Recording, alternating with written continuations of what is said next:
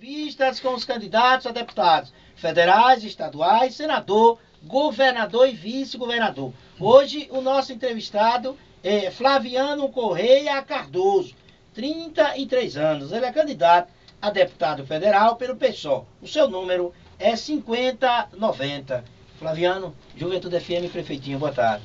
Boa tarde, Prefeitinho. Boa tarde a todos os ouvintes da Juventude FM. Para nós é uma satisfação poder utilizar desse espaço democrático para conversar com a população sobre nossas propostas e sobre o perfil do nosso partido para essas eleições. Bem, inicialmente faça um breve currículo seu, por onde você passou, quem é você, qual a sua atividade que você desenvolve.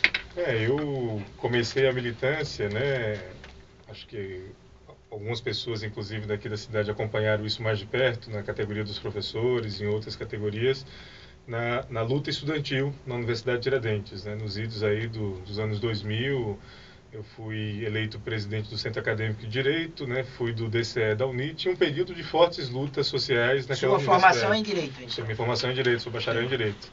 E por conta dessas lutas, a gente reivindicava a forte bandeira da luta contra a mercantilização da educação, É inclusive um tema que está muito presente no nosso programa hoje, que é o tema de fazer uma reflexão sobre aonde foi parar o ensino superior brasileiro, dentro desse projeto. Naquela época a gente já fazia esse enfrentamento e, na direção do DCE, essa luta política acabou tendo como objeto uma perseguição da direção da universidade e que ocasionou um processo de expulsão a partir de 2003. Então, a partir daí eu fui trabalhar e viver e estudar também no Sul, meio que contra a minha vontade, e lá passei pelo Paraná, fui assessor sindical, estudante, e cumpri uma série de tarefas, tanto no Paraná, quanto em Santa Catarina, quanto em São Paulo, e com todo o orgulho militante retomo a militância mais orgânica agora no movimento sindical e no movimento popular, na Caixa Econômica Federal, voltando aí para Sergipe para contribuir novamente com a política do meu estado, com a política do povo, que me ensinou inclusive a lutar e a me organizar. Bem, em relação à política nacional, nós temos observado, o povo conversa muito, tem um mito que diz, existe partido de direita, de esquerda e de extrema esquerda. E aí consideram vocês do PSOL, PSTU, extrema esquerda. Dá para você explicar se existe isso mesmo, extrema esquerda, se vocês concordam com esse tipo de colocação, e o que é ser extrema esquerda?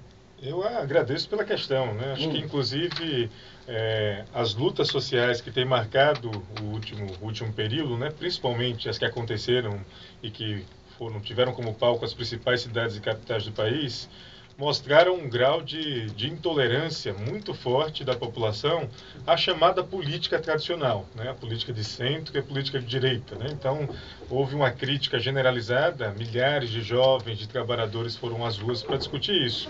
A gente é chamado de radical, O Brecht, inclusive, que é um importante poeta da literatura e da dramaturgia mundial, ele costuma dizer que dizem que são bravas as águas do rio, mas ninguém questiona as margens que o oprimem. E, na verdade, é um pouco isso. A gente tem uma concepção radical porque a gente quer ir à raiz do problema.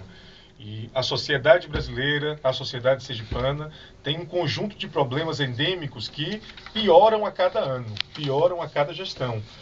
Problemas que não só retiram o povo da participação democrática, problemas que relegam milhares de pessoas à miséria. Então você tem, pegando dados concretos sobre a situação de moradia do estado de Sergipe, você vê que você tem 66 mil pessoas que não têm casa para morar ainda hoje.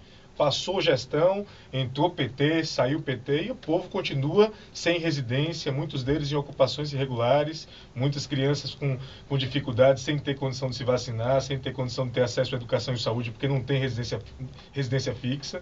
Uma boa parte da população ainda se encontra, inclusive aqui em Lagarto, que tem cerca de 100 mil habitantes, uma grande parte dos trabalhadores aqui continuam com a renda de menos de um salário mínimo, vivendo muitas vezes de programas sociais de incentivo do governo, mostrando que a realidade objetiva do povo precisa ser discutida na sua raiz.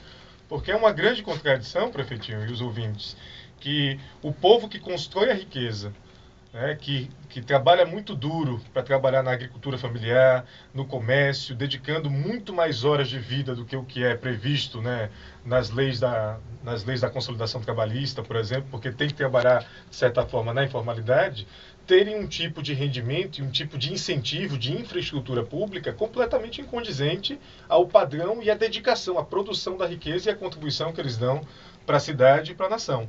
Então, o PSOL, ele surge, né, primeiro denunciando de forma bastante firme e coerente, na nossa opinião, os desvios políticos que marcaram, né, os instrumentos históricos da classe trabalhadora como Partido dos Trabalhadores, né, e denunciando a direita clássica e tradicional por privilegiar o coronelismo, por privilegiar um conjunto de poderes, né, que são absolutamente antirrepublicanos.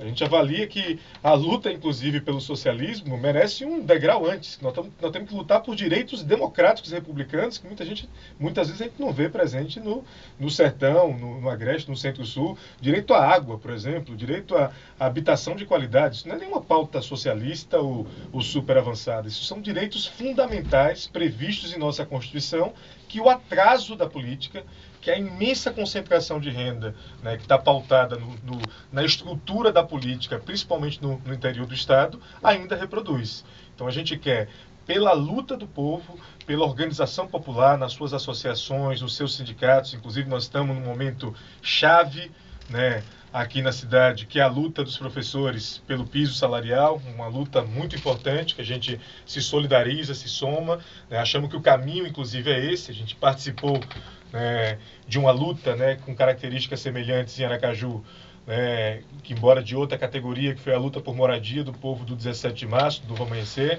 uma luta que restou vitoriosa, inclusive, com um grau forte de enfrentamento, porque a população chega a um limite, e na nossa opinião esse limite ocorreu com muita força nas lutas de junho do ano passado, chega um limite em que a população não aceita mais, né, olhar para a sua condição e se submeter ao velho tradicionalismo político e à velha lógica de retirada e ataque dos direitos para privilegiar grupos econômicos ou familiares, né, o que é pior. 47 famílias, 50 famílias aqui em Lagarto, tem mais de 30 salários mínimos. O resto da população se encontra abaixo dessa linha. Então, são dados do IBGE. Qualquer trabalhador pode acessar as páginas do IBGE. São dados recentes que podem ser analisados para mostrar como a situação, né, econômica da população não tem mudado de forma significativa durante essas gestões. Então, a gente quer colocar o nosso projeto, né, só concluindo a resposta à sua pergunta, né, de forma assim firme, né, de forma bem firme no sentido do que nunca deveria ter deixado de ser a esquerda, para que a gente mantenha esse avanço, porque nós temos lado. O nosso lado é do povo trabalhador. O nosso lado é das pessoas que constroem a riqueza desse país, e não o lado dos empresários, que há tanto tempo, dos empresários, dos latifundiários, dos donos de empresas milionárias, que há tanto tempo vem sugando, né, as riquezas da nossa nação e submetendo a população a uma enorme desigualdade de renda e problemas sociais.